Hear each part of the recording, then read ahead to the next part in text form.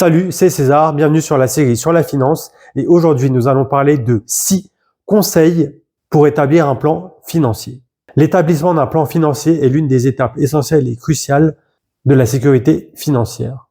Un plan financier bien construit peut vous permettre d'atteindre vos objectifs comme l'achat d'une maison ou d'un appartement, l'achat d'une voiture, régler ses dettes ou même prévoir sa retraite et même anticiper sa retraite. Le fait de savoir où vous en êtes financièrement permet de vous tenir prêt. Un plan financier solide diffère d'une personne à l'autre, mais il y a toujours des pierres angulaires communes à prendre en compte lorsque vous établissez votre plan financier. Voici donc les points clés abordés dans cette vidéo. L'établissement d'un plan financier implique des objectifs spécifiques comme la constitution d'un fonds d'urgence, la préparation de sa retraite ou l'élimination des dettes à taux d'intérêt élevés. Comprendre le flux de trésorerie mensuel, où vont les dépenses, pourquoi on dépense, et ainsi de faire le bilan à l'instant T de où on en est financièrement. Et ça peut être aussi investir à long terme dans des entreprises, dans les ETF, dans les actions, etc. afin de préparer votre retraite et de ne pas avoir une trop grosse baisse de revenus lorsque vous travaillez. Tout d'abord, vous allez commencer par définir vos objectifs. Donc les objectifs peuvent varier d'une personne à l'autre, mais là je vais vous sélectionner lesquels pour moi me semblent le plus important. Donc commencez déjà par vivre avec vos moyens. Ne dépensez pas plus que ce que vous n'avez. Disposez d'un fonds d'urgence. Donc c'est une somme d'argent qui représente 3 à 6 mois de vos frais fixes, donc ça veut dire de vos dépenses obligatoires, loyer, essence, assurance, etc. Donc que vous placez sur un compte facilement accessible et où l'argent est facilement retirable, c'est-à-dire en cas d'urgence, si vous vous retrouvez au chômage, si vous avez une maladie grave, si vous avez un accident de voiture et que la voiture est indispensable pour travailler. Dans ce cas-là, ça permet d'avoir des liquidités de côté et de pouvoir répondre promptement à une situation et pas éviter d'enchaîner les galères petit à petit. Ensuite, je vous conseille d'augmenter votre plan retraite et aussi votre plan épargne entreprise. Donc souvent, si vous êtes employé, votre entreprise vous propose des plans d'action, des plans épargne. Donc à partir de là, blindez-les à 100%. Mettez le maximum que vous pouvez mettre et l'entreprise mettra elle de son côté 100%. De cette façon, sur une longue période d'année, vous verrez les bénéfices des intérêts cumulés. Donc c'est de l'argent qui vous sera forcément rendu et vous ferez forcément une plus-value dessus au bout de 10, 15, 20 ans. Ensuite, je vous conseillerais d'éliminer vos dettes à taux d'intérêt élevé.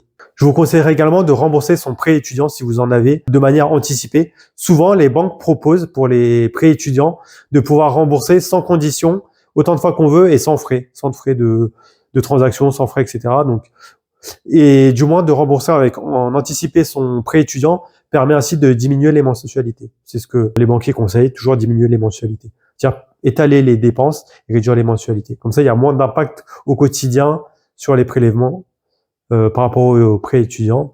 Et enfin, je vous conseillerais aussi en dernier objectif de pourquoi pas investir à titre personnel votre portefeuille personnel d'actions, investir sur des entreprises, sur des ETF ou même sur de la crypto-monnaie. Mais dans ce cas-là, c'est à vous de faire votre propre analyse. C'est lorsque vous avez des objectifs financiers aussi, il faut toujours savoir pourquoi vous faites ce choix-là, pourquoi vous avez choisi cet objectif, et cela vous tiendra à maintenir le cap, à dire ah oui c'est vrai, il faut que j'économise pour une maison, que j'économise pour une voiture. Je vais vous dire ah si je veux faire un petit resto, si j'achète cette paire de baskets, et ben non, vous dites mon objectif c'est tant, je dois avoir tant, économiser tant, et donc le savoir le pourquoi vous faites les choses et comprendre les raisons vous aideront mieux à maintenir le cap et à éviter toutes les dépenses inutiles et superflues. Ensuite, mon deuxième conseil pour établir son plan financier, c'est de comprendre ses ressources. Savoir exactement ce que vous disposez est l'une des clés importantes pour concevoir son plan financier. Je vous conseille commencer par récupérer tickets de caisse, factures, abonnements mensuels, tout ce que vous payez, les prélèvements automatiques, etc. De tout faire, de prendre tous les papiers que vous avez sur 1 mois, 2 mois, de faire une synthèse et après de les classer en revenus passifs, revenus actifs, dépenses. Et ensuite, après, de classer les dépenses, les frais fixes obligatoires, les dépenses superflues, les restaurants, etc. Et vraiment de faire l'inventaire de toutes vos revenus et dépenses et d'analyser où partent les dépenses. N'hésitez pas à prendre en compte aussi vos biens immobiliers, votre voiture, les œuvres d'art si vous en avez. Cela rentre aussi dans le calcul de votre valeur nette. Même si à cet instant, vous vous rendez compte que votre valeur nette n'est pas forcément élevée ou vous jugez qu'elle est peu élevée, cela peut partir de points de référence, de base pour fixer vos objectifs et ainsi dire, à cet instant T, par exemple là on est en février 2025, j'étais là, 6 mois après, j'en suis là, par exemple, en janvier 2026. Est-ce qu'il y a une marge de progression? Est-ce que j'ai pu fixer des objectifs et est-ce que je suis en bonne voie pour les atteindre? C'est quelque chose qui vous appartient, c'est votre valeur propre nette. J'ai également mélangé le deuxième point et le troisième point. Donc, le troisième point, c'était l'analyse des flux de trésorerie mensuelle. Donc là, c'est vraiment très précis. C'est qu'est-ce que je dépense quasiment au jour le jour. Et après, sur un mois, qu'est-ce que je dépense? Donc, c'est comme je disais, classez après vos dépenses en frais fixes, assurance, loyer, nourriture, etc. C'est vraiment indispensable pour vivre. Après, tout ce qui est secondaire, donc les sorties, le ciné, les livres, des choses qui vous jugez peu ou pas futiles. Et donc, ça permet après de classer, de savoir où vous en êtes mensuellement. Cet exercice peut immédiatement savoir ce que vous voulez continuer, par exemple les abonnements Netflix, si vous regardez pas Netflix, à quoi bon ça sert de le payer, les abonnements de salles de sport. Donc ça permet d'y voir clair et après de couper les choses que vous jugez inutiles ou dont vous ne vous servez pas.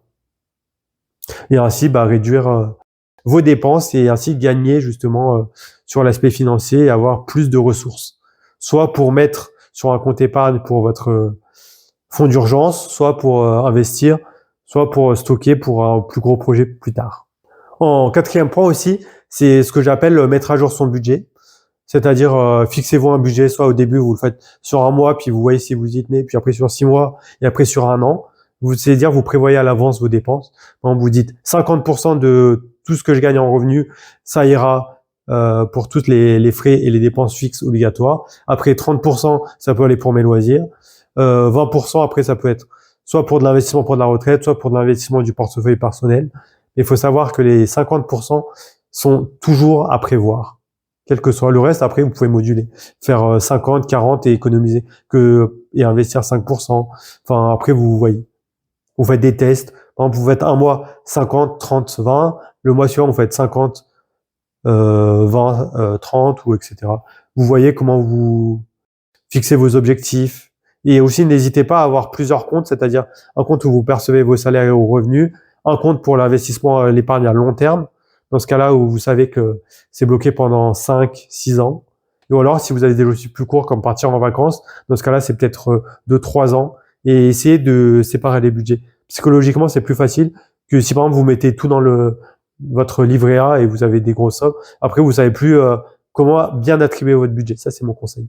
En cinquième point, il faut s'attaquer obligatoirement aux dettes à taux d'intérêt élevé. En effet, des fois, vous avez contracté des prêts, vous avez un ou plusieurs prêts, et certains prêts ont des taux d'intérêt élevés. Donc moi, je vous conseille de classer tous vos prêts, de savoir où vous en êtes au niveau des prêts, et de sélectionner les prêts à taux d'intérêt les plus élevés. Et dans ce cas-là, il faut que vous vous concentrez dessus, à les rembourser le plus rapidement possible. Donc oui, c'est ça. Commencez par rembourser les prêts avec les taux d'intérêt les plus élevés et ensuite en prenant le deuxième taux d'intérêt plus élevé et ainsi de suite. Et petit à petit, vous verrez que vos dettes vont diminuer et après et ainsi disparaître. Et enfin, le sixième point, c'est investir dans votre futur.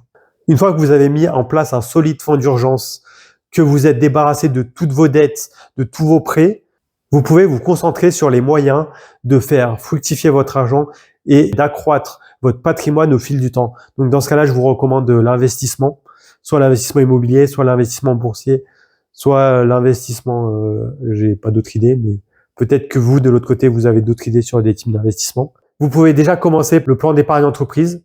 C'est quelque chose de moins risqué, de peu risqué, et vous êtes sûr de revoir votre argent à la fin. Même si vous n'avez pas fait de grosses plus-values parce que vous n'êtes pas allé sur des portefeuilles, comment on appelle ça, des agressifs, mais vous êtes resté plutôt sur des choses avec peu de croissance, mais vous êtes sûr qu'il y a de la croissance, 1 à 2%, vous allez peut-être moins gagner que si vous êtes sur des portefeuilles agressifs, mais au fil du temps, au bout de 5, 10, 15, 20 ans, vous pourrez vraiment voir les fruits de cet investissement.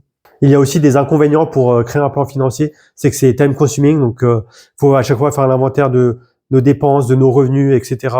Donc ça prend du temps.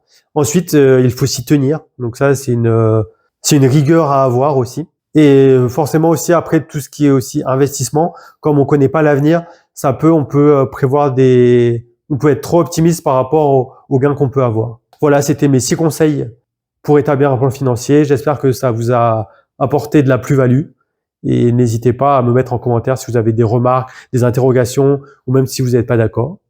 Merci de m'avoir écouté. On se retrouve de l'autre côté. Ciao, ciao.